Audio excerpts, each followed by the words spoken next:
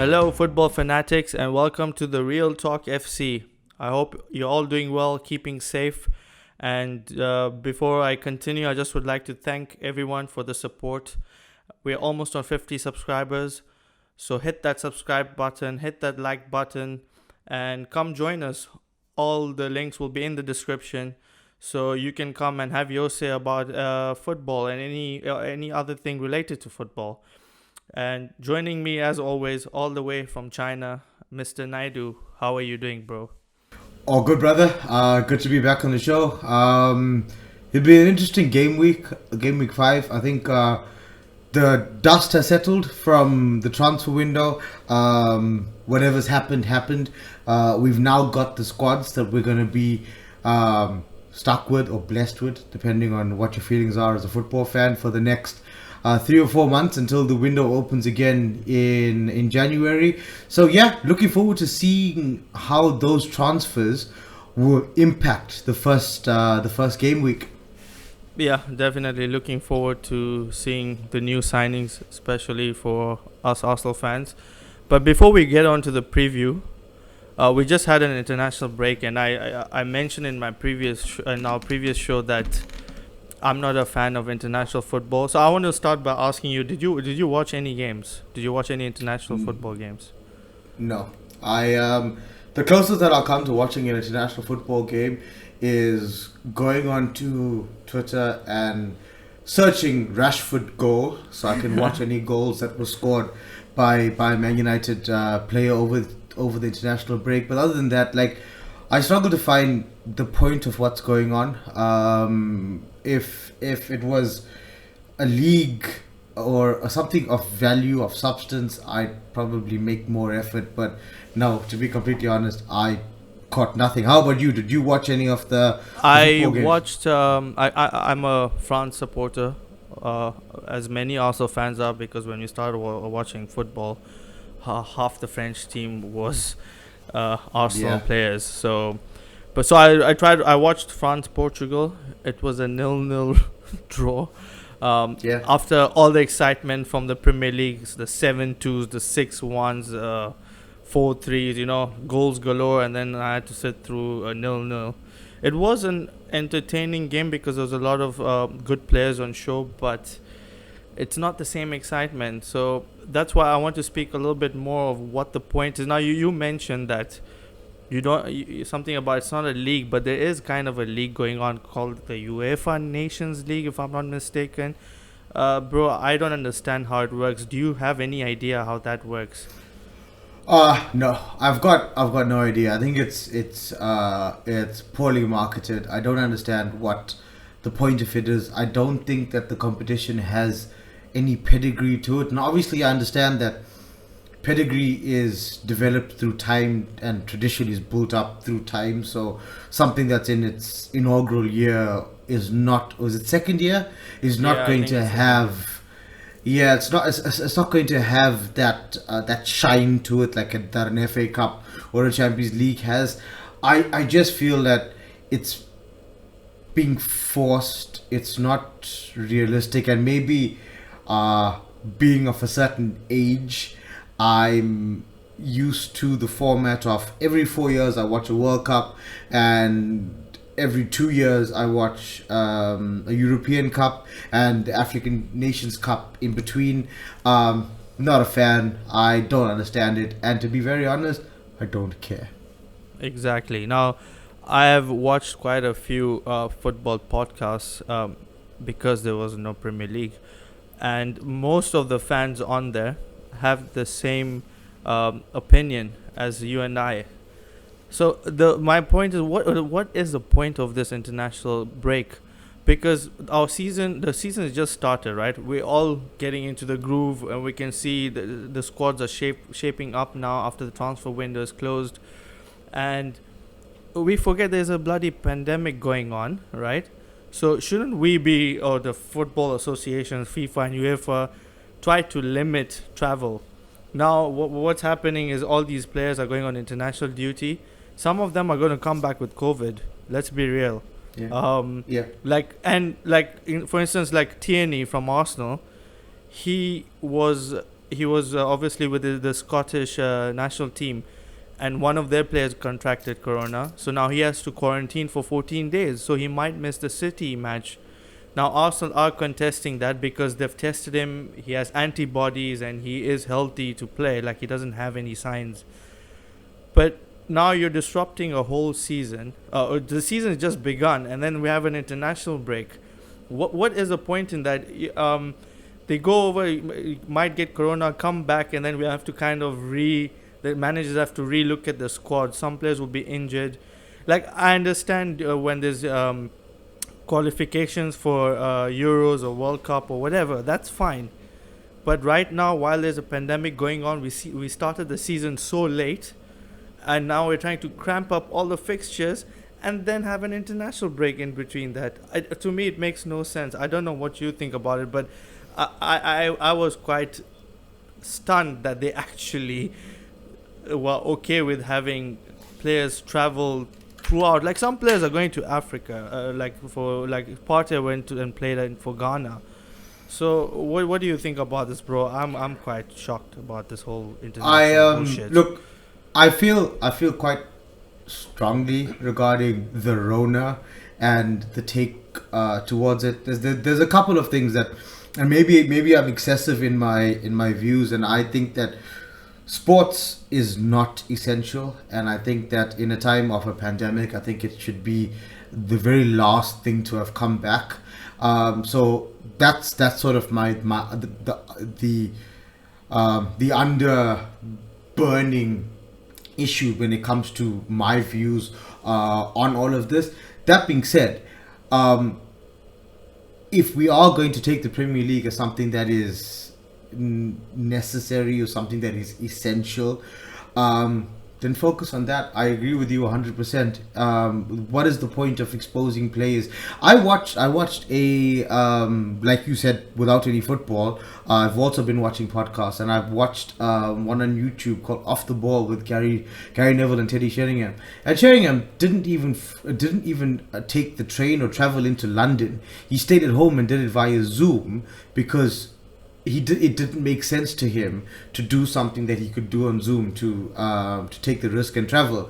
That being said, like you said, we're sending players to Africa, we're sending players to South America, we're exposing players to different people. These players then take it home to their families, who, let's be honest, football players are not really at risk. We should be fit enough to fight off a viral infection like the Rona. But yeah, not a fan at all. I don't think. I think number one, international fixtures in general cause problems. Players are mismanaged. I don't think international managers really take into consideration what a club manager has done. Mason Greenwood, for example, was really well sheltered by Ole Gunnar Solskjaer. Went away with England for the first time. Yeah. The first day ended up in a press conference being asked about Harry Maguire's fight in Greece, and on the second night had the incident with Phil Foden. So yeah, I think there's a number of reasons where I'm just not a fan of the international break. The Rona being right at the top of it, and just it's pointless. There's no reason. I know Arsene Wenger's been quite outspoken about it in the last couple of days. I saw that, and he said the same thing. No one understands the Nations League because they haven't marketed it well. So and this is a man who lives and breathes football. Exactly. So if he doesn't understand it, what are the chances that anybody else understands it? So yeah, well, we're glad it's over, and we just wanted to touch on that. And I'm sure a lot of fans out there have similar feelings and opinions about the whole international break and international fixtures. But if you do enjoy that, or if you do contradict what we are saying, leave a comment below. Get in touch with us, and we can discuss that further. Maybe someone else out there has a different opinion. Maybe there are unicorns out there. Who knows? But yeah, we can continue because that's over. And we need to now look forward to the Premier League because thank God it's back, and some really exciting, tasty fixtures this weekend. So let's get into it. I would like to start with Arsenal, but let's start with the Merseyside derby because that will be such an interesting fixture. Everton have started really, really well. Liverpool not so great, getting beaten 7-2 in the last game. Shock of the Premier League season so far. So, what do you think, bro? How do you think that this game will pan out? It's going to be quite interesting. It I is think at it's. I think Goodison it's. Park. Yeah, it is at Goodison. I think that it's the biggest Merseyside derby in years. It's always a special fixture. I think it always any football derby always carries a little something about it that there's a potential for it to turn into a classic. I think this is a surefire classic. I think both teams look dangerous going forward. I think that Everton have settled so well this season under Carlo Ancelotti, even with the Top new of the league signings. at the moment. Yeah, they've got the most informed centre forward in Europe, in Mr. Dominic Calvert-Lewin.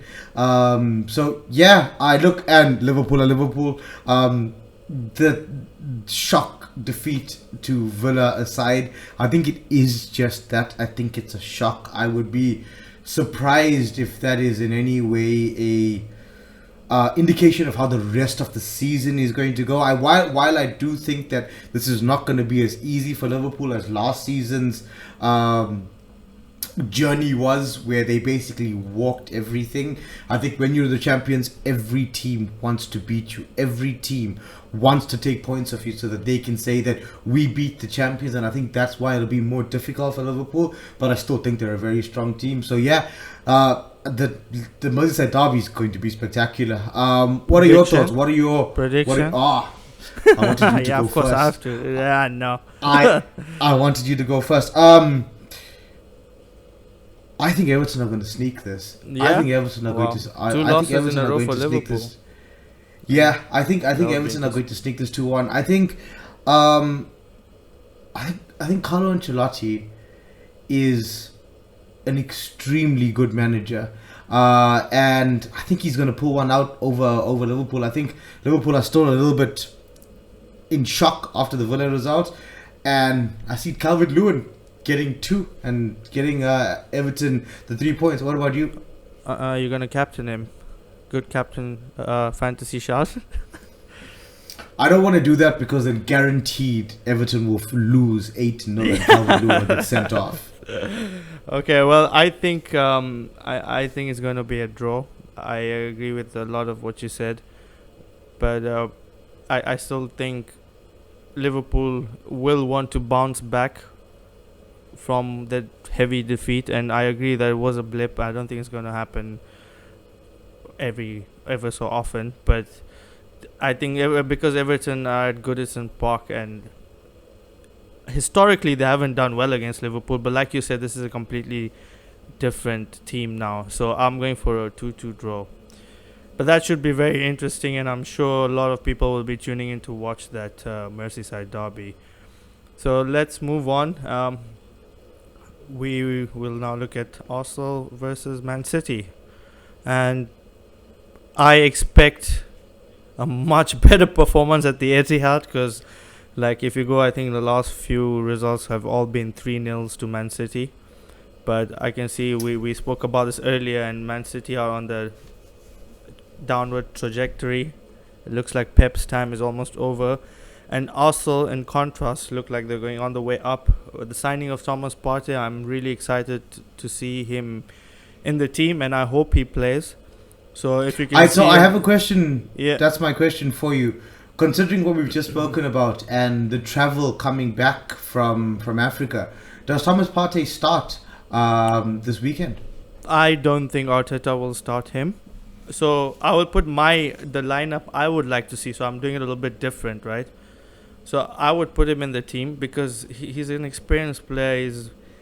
He's 27. He's played a Champions League. He's played international football. Like, I don't think we needed time for him to settle in. I think he should be thrown straight in.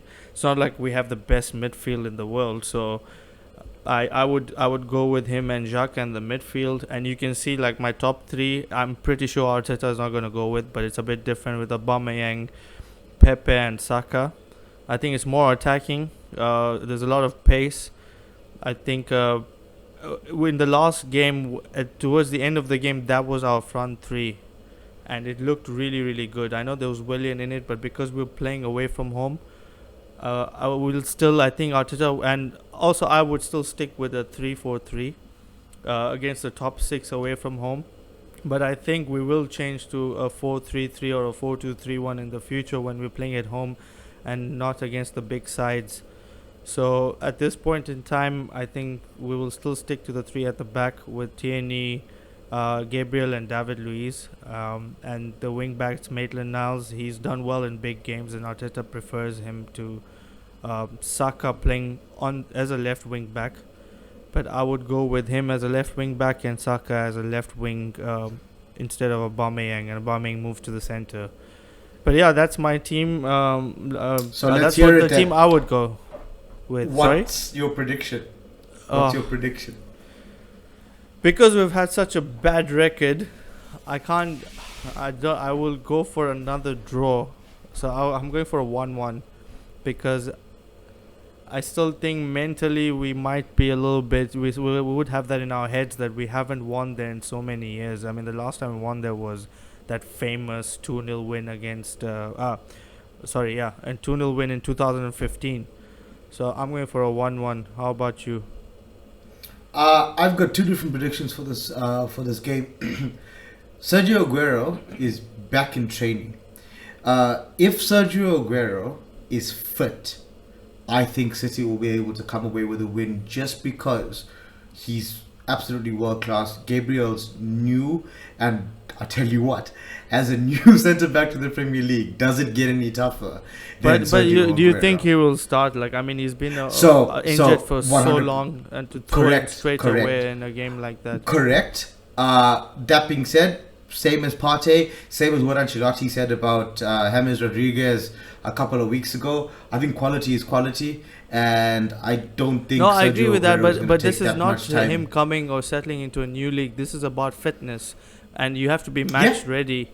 So yes, I think, and that takes time. And I don't know. He's just come back to training. I don't think he will be starting. He might come off the bench, but so if he doesn't, I think that gives Arsenal the edge. If he is fit and Pep Guardiola, shall we say, has his techniques of getting his players fit ahead of time, we won't go into what those techniques are. You can say it, bro. Injecting hormones, okay. Yeah, and his special protein shakes. If Aguero is fit, I go 2-1 City. If Aguero is not fit, I go 2-0 Arsenal. Oh wow, clean sheet. That would be beautiful. I think without Sergio Aguero, I don't think Arsenal's backline have enough to worry about. And I think that Arsenal and apparently Kevin De Bruyne might also miss out. So that would be great. That's massive. But I don't know, those are rumors, but we're not sure yet. And you know how these players, like when they go on international duty, they're injured, but they're not really injured. Yeah. And they magically appear on the team sheet. So I think it's one of those. But let's move on. I'm looking forward to that game, and I hope Partey starts or at least comes off the bench. Let's talk about your team. I know you have had a lot to say. And for those of you who haven't already checked out Triv's video, we will put the link of the video in the description. Check it out. But how do you think Manchester United versus Newcastle? Newcastle versus Manchester. Thank you for the Man United video plug. Much appreciated. But yeah, check it out, United fans. Let me know what you think. I'm going to say the same thing that I've been saying for the last 3 weeks on the show. I think a lot depends on how Newcastle set up and how they want to play against us. Again, if they give us space to run in behind, then we're a real threat. We've got real pace going forward. And if we can get in behind their defense, we'll cause them all sorts of problems. If not, Man United are in trouble. I said this to a friend earlier today. Man United don't have a bad squad. They've got a one-dimensional squad. And I think that for me, a lot depends on the opposition more than it does on us. I would like to see potentially a diamond in midfield.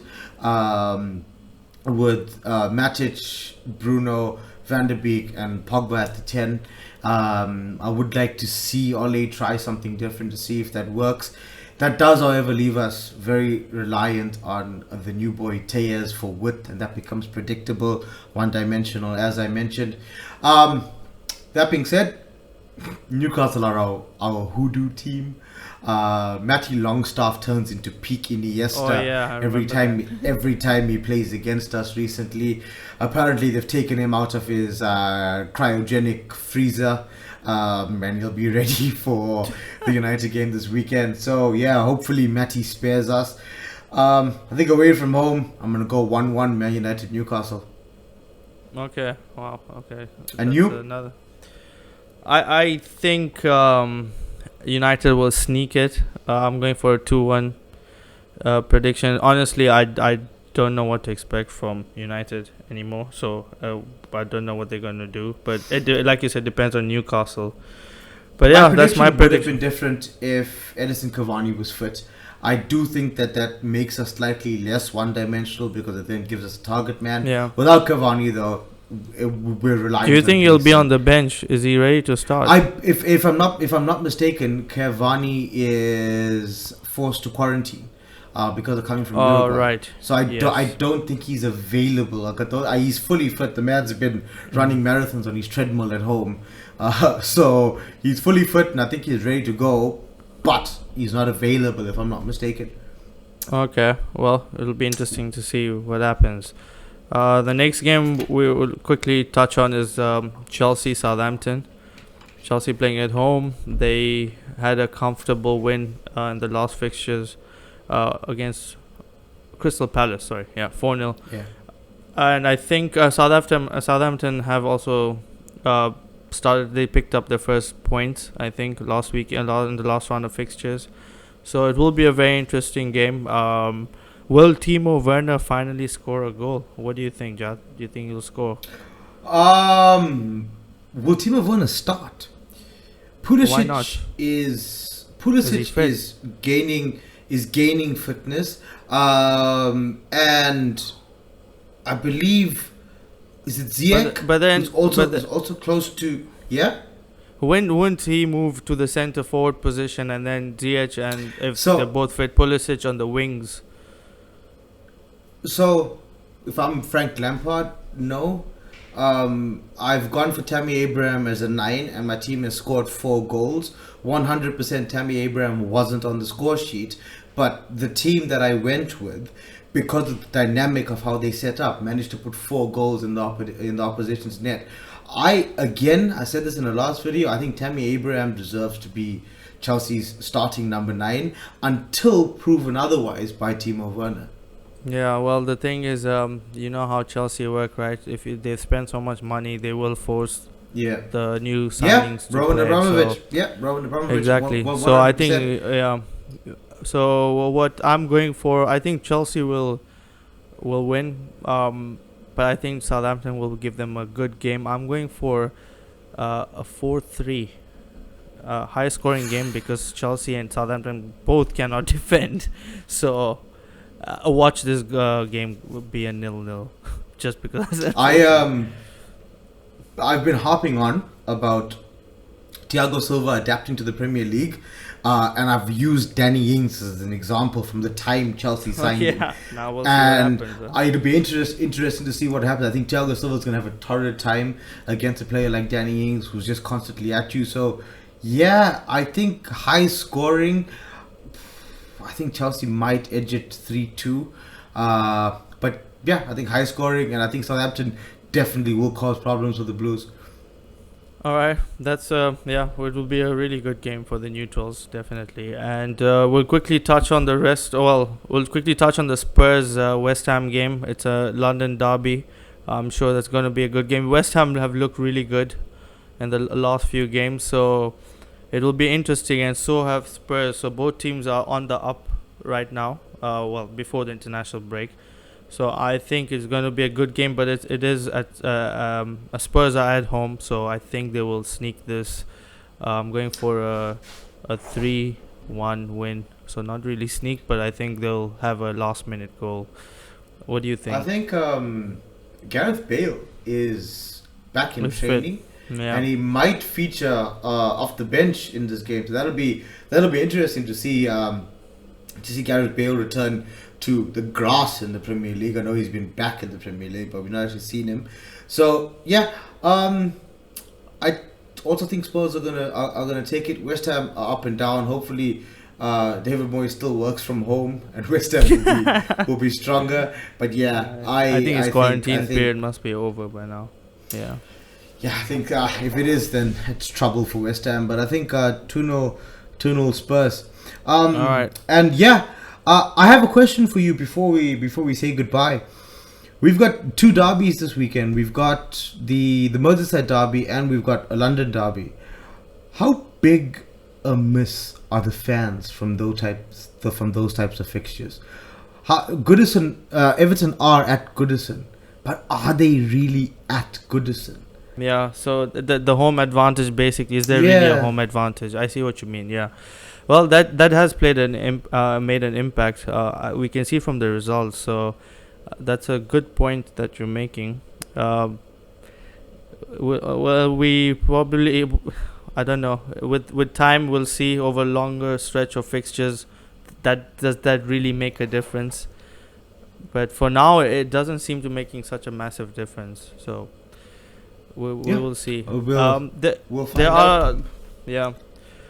So that's all. There are lots of other fixtures, but we just wanted to touch on these. Interesting Quick one shout to out watch out is to Sheffield, Fulham Yeah, correct. I think relegation battle already. if both of those teams, if both of those teams are serious about staying up, these are matches that they need to be getting 3 points in.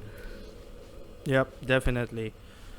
Thank you, Triff, for joining me again as always, and thank you everyone for watching and staying tuned till the end if you have. And let us know in the comments what you think how this week's fixtures will pan out. Let us know if you want to come on the show and have your say. We will put all the information in the description. So join us and take care. And please hit that subscribe button. Let us go at over 50 subscribers. This is everyone's fan channel. So yeah, let's do it. Take care, everyone, and have a good week and enjoy the games ahead.